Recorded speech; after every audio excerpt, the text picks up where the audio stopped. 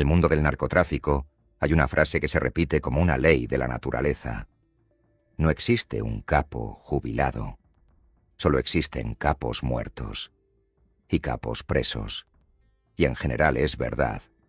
Lo hemos contado en este canal muchas veces. Los imperios caen, las fortunas se pudren bajo tierra, los hombres más ricos del crimen terminan muriendo en celdas de aislamiento o tirados en una acera. Pero no íbamos a hablar de las excepciones, porque hubo hombres que rompieron esa ley. Hombres que construyeron imperios criminales monstruosos, que fueron perseguidos por gobiernos enteros, que aparecieron en las listas de los más buscados del planeta, y que murieron de viejos, en su cama, en su casa, rodeados de su familia, con su dinero intacto y con su nombre limpio en el registro judicial.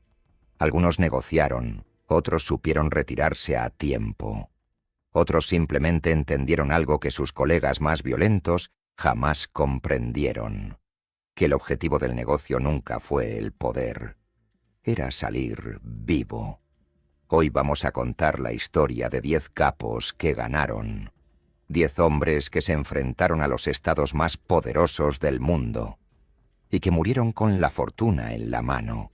Quédate hasta el final, porque el número 1 llegó a controlar la mayor parte del opio del planeta, tuvo una recompensa millonaria sobre su cabeza puesta por Estados Unidos y murió tranquilamente en una villa, como un empresario respetable, sin haber pisado jamás una corte extranjera. Esto es codicia. Y esta es la historia de los que sí se salieron con la suya.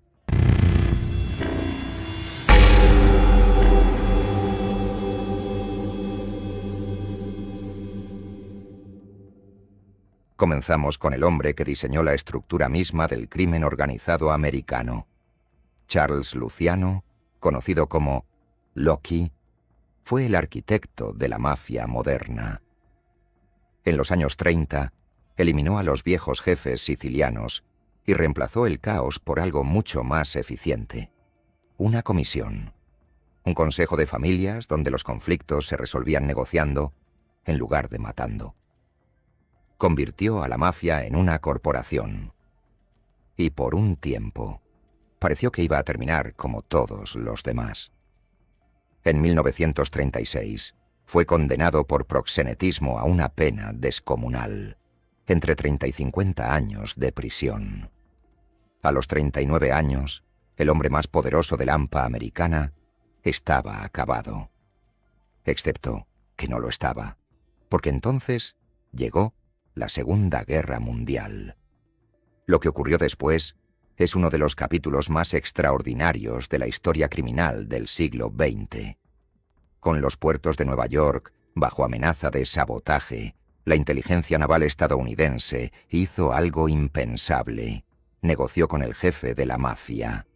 Desde la cárcel, Luciano habría facilitado que los sindicatos portuarios, controlados por sus hombres, colaboraran con la seguridad de los muelles. Y más tarde, según las versiones oficiales y no oficiales, sus contactos sicilianos habrían sido útiles durante el desembarco aliado en Sicilia. El alcance real de esa colaboración se ha discutido durante décadas, y muchos historiadores creen que fue exagerada. Pero el resultado no se discute. En 1946, la condena de Luciano fue conmutada. El hombre que debía pasar 50 años preso salió en 10. La condición era la deportación. Luciano fue enviado a Italia, un país que apenas conocía, y desde ahí siguió siendo, según las autoridades, una figura central en las rutas de la heroína entre Europa y América. ¿Y cómo terminó? El 26 de enero de 1962, en el aeropuerto de Nápoles, mientras iba a reunirse con un productor que quería filmar una película sobre su vida, Lucky Luciano se desplomó de un infarto. Murió a los 64 años. Libre, sin cargos pendientes en Italia, sin haber vuelto a pisar una celda americana. Su cuerpo fue repatriado a Estados Unidos, el país que lo había expulsado, y enterrado en un mausoleo familiar en Queens, con una ceremonia a la que asistieron cientos de personas. El hombre condenado a 50 años murió en libertad, con dinero, y organizando la película de su propia leyenda.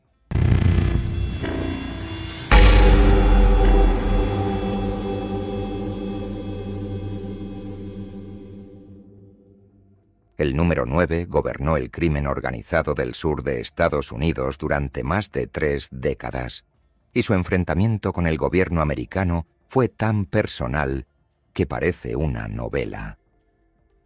Carlos Marcello controlaba Nueva Orleans y buena parte de Luisiana. Juego ilegal, máquinas tragamonedas, extorsión, transporte, bienes raíces y una red de influencia política tan profunda que se decía que ningún negocio importante de la ciudad se movía sin su visto bueno. Su gran enemigo fue Lein, el fiscal general Robert Kennedy, que en los años 60 convirtió la destrucción de la mafia en una cruzada personal, y con Marcello hizo algo brutal. En 1961 lo detuvo y lo deportó por sorpresa a Guatemala sin proceso previo, dejándolo literalmente abandonado en Centroamérica. Marcello no solo regresó en cuestión de meses, por rutas que nunca se aclararon del todo, y retomó el control de su organización como si nada hubiera pasado. Y cuando finalmente lo llevaron a juicio, fue absuelto. Durante décadas, el gobierno americano lo intentó todo. Y durante décadas, Marcello siguió libre. Solo al final de su vida, ya en los años 80, una operación encubierta federal logró condenarlo por conspiración y soborno. Pero incluso ese golpe se le desmoronó al gobierno. Tras varios años preso y una serie de recursos legales, su condena quedó anulada y Marcello fue liberado en 1989, ya anciano y con la salud deteriorada, pero libre, y volvió a su casa, no a un refugio ni a un escondite, a su residencia en Metairie, en el área de Nueva Orleans, donde murió en marzo de 1993, a los 83 años, por causas naturales, rodeado de su familia. ¿Y su fortuna? Aquí está la diferencia con casi todos los capos que hemos contado en este canal. Marcello había hecho algo inteligente décadas antes. Convirtió el dinero sucio en bienes raíces legales, terrenos, propiedades comerciales, empresas de transporte, activos con escrituras, con impuestos pagados, con papeles en regla. El Estado americano nunca logró desmantelar ese patrimonio, porque legalmente no tenía cómo, y la familia Marcello conservó intereses inmobiliarios en Luisiana mucho después de su muerte. El hombre al que un fiscal general deportó a la fuerza murió en su propia cama, en su propia ciudad, con su patrimonio intacto.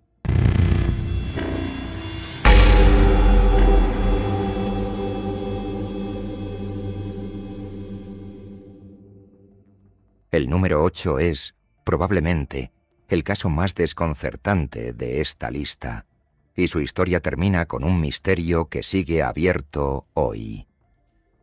Meyer Lansky fue el cerebro financiero del crimen organizado americano. Socio de Luciano desde la juventud, nunca fue un hombre de armas, fue un hombre de números. Fue él quien convirtió el dinero del contrabando y del juego en un sistema. Casinos, cuentas en el extranjero, estructuras corporativas, inversiones. Su obra maestra fue La Habana. Antes de la Revolución Cubana, Lansky ayudó a convertir la isla en el gran casino del Caribe, en sociedad con el régimen de Batista. Hoteles, mesas de juego, turismo de lujo y un flujo de dinero que fluía sin control hacia el bolsillo de la organización. Cuando la revolución triunfó en 1959, Lansky lo perdió todo en Cuba de la noche a la mañana. Pero él ya había hecho lo que ningún capo hacía: diversificar. Durante décadas, las autoridades americanas creyeron que Lansky ocultaba una fortuna colosal en cuentas suizas y en paraísos fiscales. La cifra que circuló en informes y en la prensa fue impresionante. Alrededor de $300 millones de la época. El gobierno lo persiguió con todo. Lo acusaron de evasión fiscal Intentó huir a Israel y solicitar la ciudadanía. Se la negaron y lo devolvieron. Y cuando finalmente lo sentaron frente a un jurado en los años 70, fue absuelto. Meyer Lansky murió el 15 de enero de 1983 de cáncer de pulmón en Miami Beach. Tenía 80 años. Murió libre en su ciudad, sin una sola condena grave sobre sus hombros. Y entonces llegó el misterio. Cuando se revisó su patrimonio tras la muerte, según múltiples reportes de la época, no apareció ninguna fortuna monumental. Su familia sostuvo siempre que el dinero no existía, que la leyenda de los 300 millones era una invención de las autoridades y de la prensa. Y ahí está la pregunta que nadie ha podido responder en 40 años. Lansky murió siendo un hombre relativamente común, y la fortuna nunca existió. ¿O fue tan bueno escondiendo dinero que ni el gobierno más poderoso del mundo pudo encontrar un solo dólar? Sea cual sea la respuesta, el resultado es el mismo. El contador de la mafia ganó. Murió libre, en su cama, y se llevó la respuesta con él.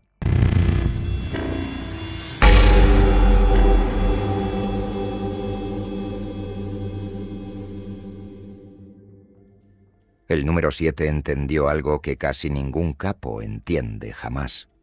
¿Cuándo parar? A Frank Costello lo llamaban el primer ministro del AMPA. Y el apodo era exacto, porque su poder no venía de la violencia, sino de los contactos. Costello era el hombre de los políticos, de los jueces, de los sindicatos. Su especialidad era el soborno elegante, la relación cultivada durante años, el favor devuelto en el momento justo. Cuando Luciano fue deportado, Costello quedó al frente de una de las familias más poderosas de Nueva York. Y su gestión fue tan discreta y tan eficiente que durante años la organización prosperó sin las guerras espectaculares que destruían a las demás. Su momento de mayor exposición llegó en 1951, cuando fue citado a declarar ante una comisión del Senado que investigaba el crimen organizado y cuyas audiencias fueron transmitidas por televisión a todo el país.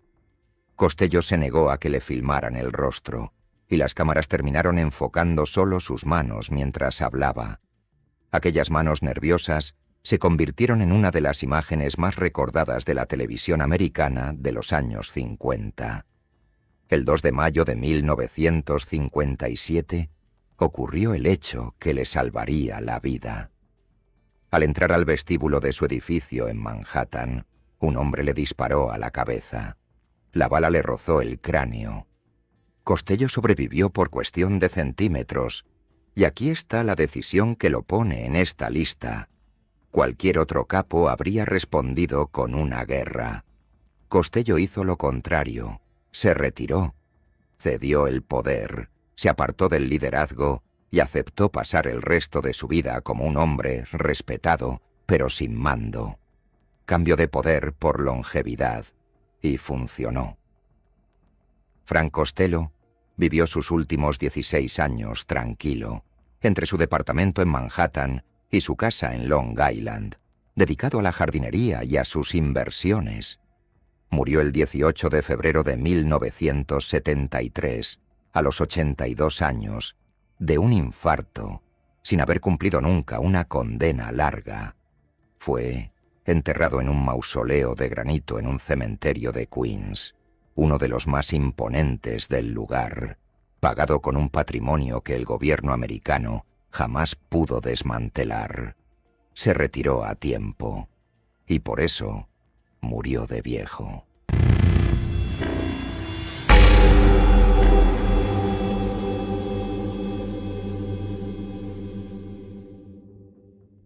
Volvemos a Colombia, y volvemos a uno de los apellidos más poderosos de la historia del narcotráfico. Pero no vamos a hablar de los hijos famosos, sino del padre. Fabio Ochoa Restrepo era, ante todo, un hombre del campo. Ganadero, criador de caballos de paso fino. una tradición antioqueña de enorme prestigio social y dueño de un restaurante en Medellín que se hizo legendario en la ciudad. Era una figura conocida, respetada en los círculos ecuestres, presente en las ferias y exposiciones. También era el patriarca de una familia cuyos hijos, Jorge Luis, Juan David y Fabio, se convirtieron en socios fundadores del Cartel de Medellín junto a Pablo Escobar. Los Ochoa aportaron al cartel algo que Escobar no tenía: estatus social, contactos, infraestructura ganadera y una red de propiedades rurales perfecta para la logística. Y sin embargo, la vida del patriarca siguió un camino radicalmente distinto al de casi todos los personajes de este canal. Mientras Escobar declaraba la guerra al Estado colombiano y moría sobre un tejado, mientras Rodríguez Gacha caía acribillado en una finca, mientras los jefes de Cali terminaban muriendo en prisiones americanas, Fabio Ochoa Restrepo siguió criando caballos. Sus hijos, por su parte, hicieron algo que los diferenció de todos los demás. En 1990 y 1991 se entregaron voluntariamente a la justicia colombiana, acogiéndose a una política de sometimiento que ofrecía penas reducidas a cambio de confesión y de no ser extraditados. Cumplieron sus condenas, relativamente cortas, y salieron libres a mediados de los años 90. Es decir, la familia negoció en lugar de pelear, y esa decisión les salvó la vida y buena parte del patrimonio familiar. Fabio Ochoa Restrepo murió en 2002, en Medellín, por causas naturales, a los 80 años. Nunca fue condenado por narcotráfico. Murió como lo que siempre dijo ser: un ganadero antioqueño, dueño de tierras y de caballos, rodeado de su familia. El legado ecuestre y ganadero de los Ochoa sobrevivió a la caída del Cartel de Medellín, a la muerte de Escobar y a la guerra que destruyó a todos sus socios. Y esa es, quizás, la lección más incómoda de esta lista. Los que se sentaron a negociar sobrevivieron.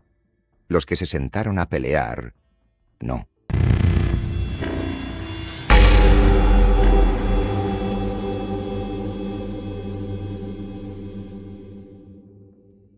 El número 5 llegó a ofrecerle a su país algo que ningún criminal en la historia ha ofrecido jamás: pagar la deuda externa nacional completa. Roberto Suárez Gómez fue el hombre más poderoso del narcotráfico boliviano y una de las figuras clave de toda la cadena de la cocaína sudamericana. Su rol era fundamental. Bolivia producía la pasta base y Suárez controlaba buena parte de ese suministro que luego los colombianos convertían en cocaína y enviaban a Estados Unidos. Sin él, el Cartel de Medellín simplemente no habría tenido materia prima suficiente. Venía de una familia terrateniente tradicional, con tierras en el Beni, y ese origen le dio algo que casi ningún capo tuvo: respetabilidad social previa. No era un hombre que subía desde la calle, era un señor de haciendas que entró al negocio desde arriba. En 1983, con Bolivia hundida en una crisis económica devastadora, Suárez hizo su oferta histórica. Propuso públicamente pagar la deuda externa boliviana, miles de millones de dólares, a cambio de amnistía. El gobierno rechazó la propuesta, pero el gesto quedó grabado para siempre como una demostración del tamaño absurdo de su fortuna. Fue capturado en 1988 y condenado. Y aquí está la clave de su historia. Nunca fue extraditado a Estados Unidos, a pesar de que la justicia americana lo perseguía con todo. Cumplió su condena en Bolivia, en su propio país, bajo sus propias leyes. Salió en libertad en 1996, tras unos 8 años preso, y regresó a lo que siempre había sido su vida: sus tierras. Roberto Suárez Gómez murió el 20 de julio del año 2000 de un infarto en su propiedad en el departamento de Santa Cruz. Tenía 68 años. Murió libre, en su país, en su casa, en su tierra. Compáralo con los demás. Escobar murió en un tejado. Rodríguez Gacha murió acribillado. Los Rodríguez Orejuela murieron en prisiones de Estados Unidos, a miles de kilómetros de Colombia. El rey de la cocaína boliviano murió en su rancho, de viejo, sin haber pisado jamás una corte extranjera. Y buena parte del patrimonio familiar, tierras, ganadería, permaneció en manos de los suyos.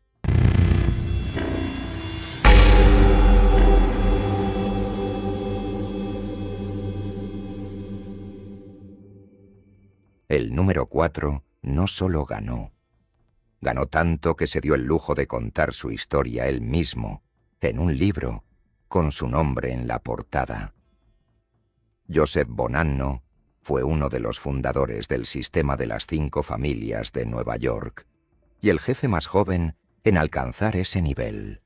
Tomó el control de su familia a los 26 años. Su organización se extendió por Nueva York, Canadá y el suroeste americano, con negocios legales que iban desde funerarias hasta fábricas de quesos. Su reinado duró más de 3 décadas, y aunque hubo conflictos internos serios, incluida una guerra dentro de su propia familia en los años 60, que la prensa bautizó con su apodo, Bonanno logró algo notable: sobrevivir a todo. En 1968 tomó la decisión que definiría el resto de su vida. Tras un infarto, se retiró formalmente y se mudó a Tucson, Arizona, lejos de Nueva York, lejos del poder, lejos de las guerras. Igual que Costello, cambió mando por años de vida, y ahí vivió 3 décadas más. En 1983 hizo algo insólito para un hombre de su mundo. Publicó su autobiografía, titulada Un hombre de honor. En ella describía su vida, su código, su visión del mundo, y aunque evitaba cuidadosamente autoincriminarse, el libro confirmó públicamente la existencia y la estructura de la comisión, esa organización que la mafia había negado durante décadas. El propio libro fue usado después por los fiscales como material de referencia en el histórico juicio contra la cúpula de las familias de Nueva York. Es decir, el testimonio más dañino contra la mafia lo publicó un jefe, y le pagaron derechos de autor por él. Bonanno solo cumplió penas menores, principalmente por desacato, ya siendo un anciano. Nunca fue condenado por los delitos que realmente dirigió durante 30 años. Murió el 11 de mayo de 2002 en Tucson por insuficiencia cardíaca. Tenía 97 años. Uno de los últimos fundadores vivos de la mafia americana murió de viejo, en su casa, con su familia, después de casi un siglo de vida, y con derechos de autor.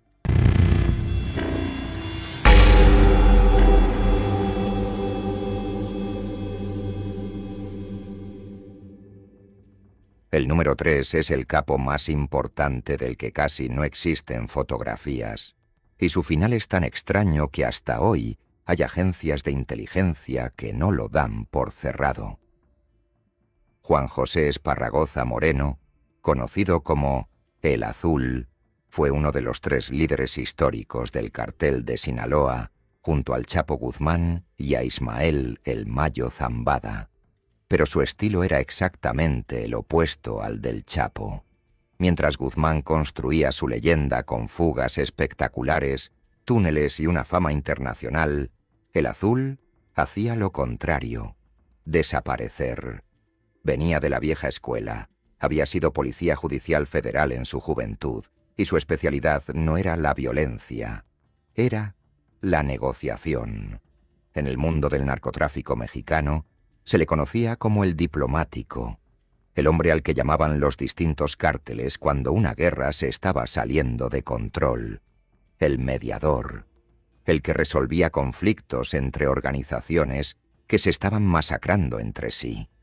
Y esa habilidad lo mantuvo con vida y en libertad durante décadas, mientras absolutamente todos sus contemporáneos caían uno tras otro, capturados, extraditados o asesinados. Estados Unidos ofreció millones de dólares de recompensa por su captura. México lo persiguió durante años y jamás lo tocaron. Ni una detención, ni un operativo exitoso, nada.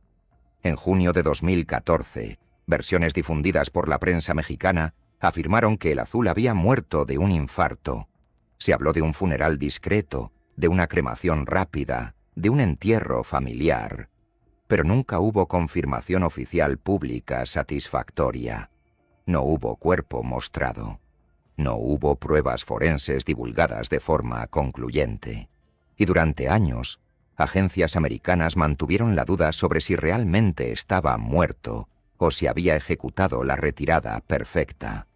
Y su fortuna nunca se rastreó. Nunca se incautó un imperio a nombre de El Azul, porque nunca hubo nada a su nombre. Sus propiedades, sus negocios y su dinero permanecieron ocultos detrás de terceros, exactamente como él había diseñado durante 40 años. El Chapo está en una prisión de máxima seguridad en Colorado por el resto de su vida. El Mayo terminó en manos de la justicia americana. Y el Azul simplemente se desvaneció, con todo su dinero, sin dejar rastro. De los 3 grandes de Sinaloa, el único que ganó fue el que nadie recuerda.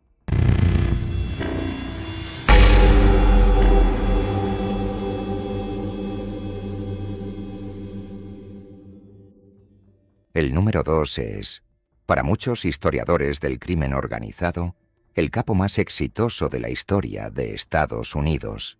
Y su éxito no se mide en dinero. Se mide en algo mucho más raro, en tranquilidad. Carlo Gambino llegó a Estados Unidos como polizón en un barco en los años 20.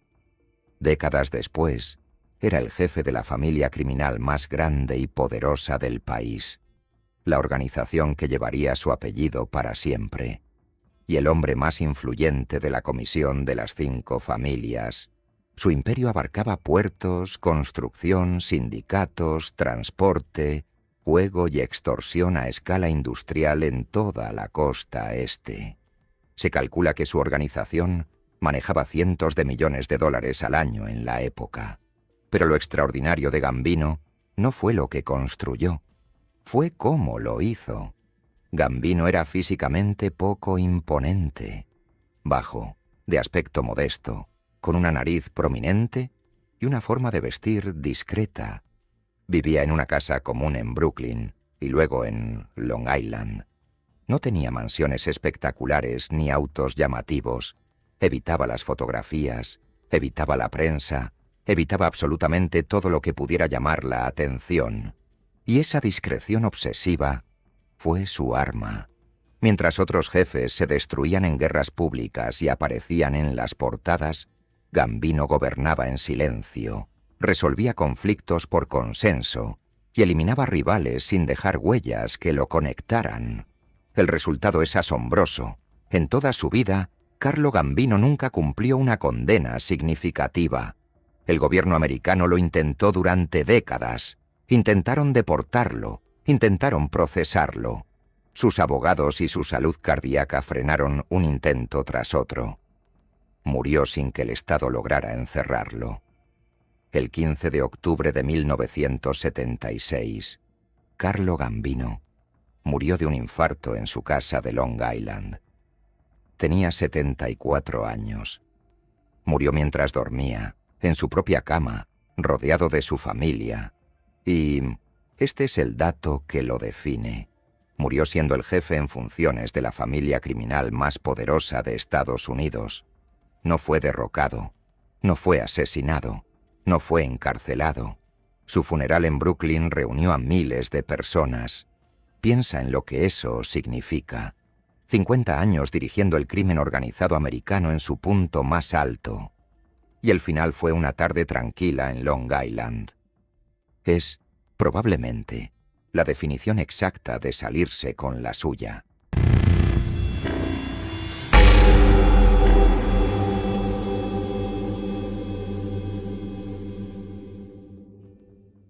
Y llegamos al número 1. La historia más increíble de todas. Porque este hombre no negoció una condena reducida ni un traslado de prisión. Este hombre negoció la impunidad total.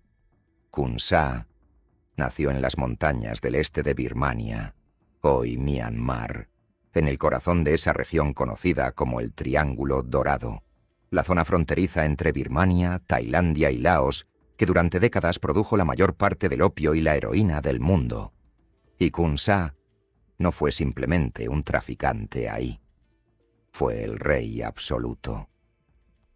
En su apogeo, durante los años 80 y principios de los 90, se calculaba que controlaba una parte enorme de la heroína que llegaba a Estados Unidos, según algunas estimaciones oficiales, la mayor parte de la que entraba a Nueva York, y no operaba como un capo tradicional. Comandaba un ejército privado de miles de hombres armados, con uniformes, rangos y estructura militar, que controlaba territorio real como si fuera un estado. De hecho, esa fue su gran jugada política. Khuun Sa se presentó ante el mundo no como narcotraficante, sino como líder de un movimiento independentista del pueblo Shan. El opio, según él, era simplemente la economía que financiaba la libertad de su pueblo. Estados Unidos no le creyó ni una palabra. En 1989, lo acusó formalmente en una corte de Nueva York por tráfico de heroína a gran escala y ofreció una recompensa millonaria por su captura. Era, oficialmente, uno de los hombres más buscados del planeta.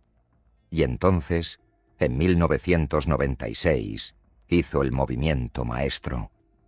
En lugar de esperar a que lo cazaran, Khuun Sa negoció directamente con la Junta Militar de Myanmar. Los términos fueron extraordinarios, entregó las armas de su ejército y se rindió formalmente ante el gobierno birmano, a cambio de que Myanmar se negara a extraditarlo a Estados Unidos. Para siempre. Y Myanmar cumplió. El gobierno rechazó sistemáticamente todas las solicitudes de extradición americanas, incluso cuando la recompensa fue elevada a $2 millones. La respuesta oficial fue siempre la misma. No hay tratado de extradición. Y el asunto está cerrado. ¿Y dónde vivió el hombre más buscado del Triángulo Dorado sus últimos 11 años? ¿Escondido en una cueva? ¿Huyendo entre montañas? No. Vivió en Yangon, la ciudad más grande del país, en una residencia, con custodia, y según múltiples reportes de la época, se le permitió mantener intereses en negocios perfectamente legales, transporte, construcción, minería de rubíes, bienes raíces. El rey del opio se convirtió, sobre el papel, en un empresario retirado. Khuun Sa murió el 26 de octubre de 2007, a los 73 años, por causas naturales, en su casa de Yangon, rodeado de su familia. Jamás pisó una corte americana. Jamás pasó un solo día en una prisión occidental. Y su fortuna, construida sobre décadas de heroína, nunca fue confiscada por nadie. El hombre que inundó de heroína las calles de Estados Unidos durante 20 años murió tranquilo, en su cama, como un hombre de negocios respetable. Es, sin ninguna duda, el capo que mejor ganó la partida en toda la historia del narcotráfico mundial.